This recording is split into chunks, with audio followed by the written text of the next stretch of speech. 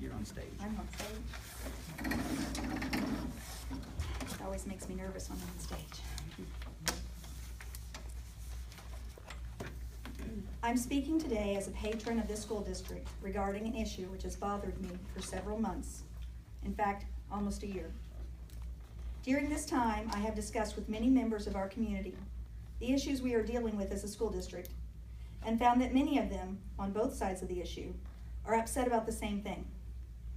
The issue I am addressing is the hateful tone and disrespectful attitude that seems to be permeating our school board meetings and even our community. The teachers in this district spend a lot of time during each school year trying to teach our young people how to appropriately resolve conflicts and problems. We teach them not to hit or call names or curse at one another. We teach them to talk to each other, to try to put themselves in each other's place, and, if needed, to bring in a third party to resolve disputes. We all know that children pay better attention to what we do than what we say. So I'm here tonight to challenge the school board, the administration and staff, the community, and myself to try to resolve our differences in a civil manner. I'm not saying that if we disagree with something, we should do nothing. Not at all. It is entirely appropriate to stand up for what we believe in. In fact, that's why I'm speaking tonight. Someone recently has impressed upon me that being silent is acceptance and agreement. It is not the disagreement that is the problem. The manner in which we choose to resolve them is the issue. When we have disputes, we need to remember our children are watching and do our best to resolve them respectfully, especially when it comes to publicly made comments at school board meetings or on social media. Hate is like that proverbial rotten apple. It only takes a small amount to spoil the entire barrel. In the past, our community has always pulled together in times of crisis. Well, this is a crisis, and we need to be working together to resolve it. The time for laying blame or retaliation is gone. Now it is time for us to unite to come up with solutions for our children, our district, and our community.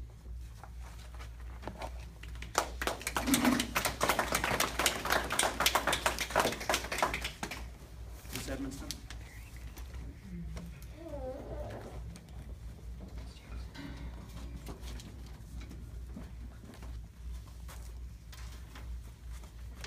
In regards to the current agenda, or actually the past agenda, I'd like to know why the district being sued wasn't included on the previous agenda when you could tell from the documents online you were served well in advance of agenda preparation. It seems like it was done in order to give another month or just to have any kind of action further placed down the road. It just seems like there's that hiding. And I knew when I had a 5-year-old, by the time they were 5, they learned to get ahead of stuff. When they came to me first, it went a whole lot better than when I found it out on my own.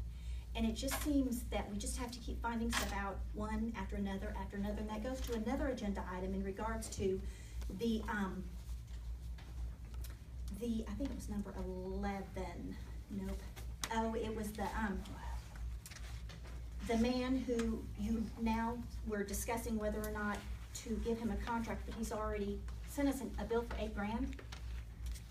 And there was no permission to even hire him before, and the district is in such a financial state. I mean, I doubt any of you on this board run their personal finances this way. Not if you want to stay solvent. And you are not going to keep this district solvent when money is spent without any kind of authority, ramifications, consequences, anything. I mean, this district is being sued, and what you're doing is squandering these children's educational dollars. And I've been through all the bond money, and I saw how much you have spent on things that shouldn't have come out of the bond in regards to office supplies and classroom supplies that are consumable, and fixing things. What are you going to do this year when you don't have that bond money anymore? How are you going to get these things for these teachers? How are you going to fix the refrigerator when it breaks over and over again? Or the bathrooms when they need fixing? Have you even been through and seen what the bond has been spent on? And honestly, I have been through your board policies, and they're fine. But in regards to even, and this is petty stuff, but 11, your board policy states that your board meetings are supposed to be on the first Monday of the month. I don't care when you have them. I could care less, couldn't care less. But these aren't the first Monday. So if you want to have them on the second, great. Align your board policy with that. Your board policy also states that this is the board meeting where you're supposed to readjust and decide who's going to be president, who's going to be vice president, who's going to be clerk. If you have rules, follow them. It makes it a whole lot easier watching what goes on in order to know what to expect next. Otherwise, it just looks like you do whatever you want at the drop of a hat. And also in regards to December, when your board policy does not align with the law, I suggest you align your board policy with the law. Thanks. And Ms. Jane Martin.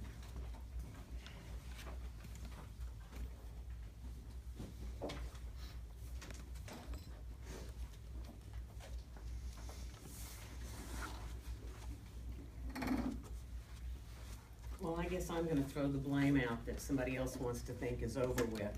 I want to thank the teachers, and especially these two principals here, for what they've done this past school year, and the teachers and the support staff. There's been a lot of stress, a lot of changes. Many of them wouldn't have been necessary if the board had done the right thing in January. It hasn't been an easy year, and I don't think next year will be any better. Today there's an article, there's less revenue in this month in the state coffers. But thank you guys for leading, and good luck. Do you realize there have been 25 certified staff members who have resigned or retired this past year? And add to that the number of the RIF teachers, that's about 30 certified staff. This is a true reflection on the actions of this board and this embattled superintendent. What is it going to take to stop the bleeding, to stop the blame game, if you want to put it there? What has to be done to keep the teachers? And the only answer is that the superintendent has to go. And I'm asking, I hear this and other people hear this in the community, what do we have to do to get rid of this superintendent? That's the question remark made over and over and over in the community. You have to stop blaming the financial issues on the decline of state funds, and you've got to take responsibility for your spending, your overstaffing, and your failure.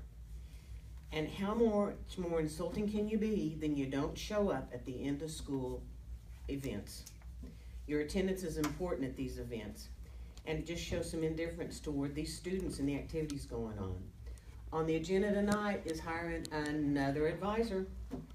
Let's hire the advisor and send Buxton down the road. After 3 years, if a teacher did not know how to teach their subject, even after first year, they'd be gone. And after 3 years, if you can't do your job, you pay for the advisor out of your own pocket instead of having us pay for it. How many lawsuits? We have 2 now. There's 1 being considered, and 1 that could happen maybe in the next couple of years. Other districts don't have lawsuits filed against them. You signed the contract, you don't remember it, maybe you need to take care of the expenses on this. This consent agenda is used to hide the bills. Stop it, don't allow them to spend any more money. You've got to take back the purse strings. They're supposed to be, you okay the expenditures before they happen, not afterwards. You're doing it backwards. We have to stop spending. We've heard this all year. There are bills that have gone unpaid for months on tonight's encumbrance. And textbook bills that were purchased last July, the Turnpike Pass is still being used. That was supposed to be a cost-cutting measure. Why are we paying concurrent enrollment for students? You made a big thing about turning off the heat in the winter after school and on days off to save money when the teachers might want to work in their rooms. Are you going to turn off the air conditioning this summer in all the buildings for the janitors when they work? You've got to take back the purse strings. Also, I was asked by several in the community to ask, when are there going to be an auction to sell off the fabrication equipment? This RIF provisional certified instructor has gone around telling people that his RIF isn't going to happen, that he'll be back. What about the art program at the high school? What about the grade school music program? You need somebody for grade school music. That is such an enriching program. And we need those classes filled, not the fabrication. And didn't you all read the auditor's report that the same 3 people should not be handling the money? And you need to change that. You need to change how that's done and correct that. Do the financial management and oversight the correct way, the way the auditor recommended. And wasn't the comments made last month that Buxton wants a new auditor so he can twist and move money around? You need an outside treasurer, cost you maybe $200 or $400 a month, an outside treasurer. Buxton, you really need to leave. You're hurting this district. You've hurt the reputation of this district. You're not a part of the community. You don't care. All you get your salary, and you're taking the failures out on the school staff. And your policy of divide and conquer, and you're causing strife, and the morals are bad. You've got to leave. You just got to leave. Patent for superintendent's report. I'm gonna hand out a projection for end of the year.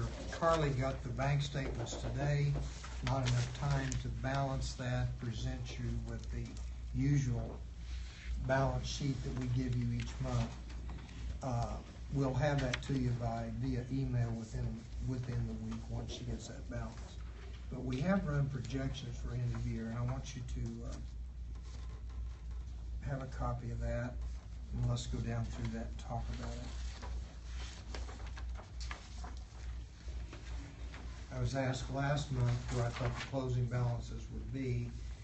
This is a pretty close guesstimate, and I'd say better qualified in the sense that once the supplemental appropriations were placed in this month, which have been approved, then the back side of this sheet will show you, after all the obligations and has been addressed, the bills that were unpaid, that were held due to a cash flow issue for the school district this year. Once all those have been encumbered, and they have been, and Karen's taken care of that in a diligent and excellent manner, the projected balance is $114,702 to close out the year. Now, I'll hasten to tell you that depending upon some of the conversations in executive session tonight, there may be some dollars there depending upon how the board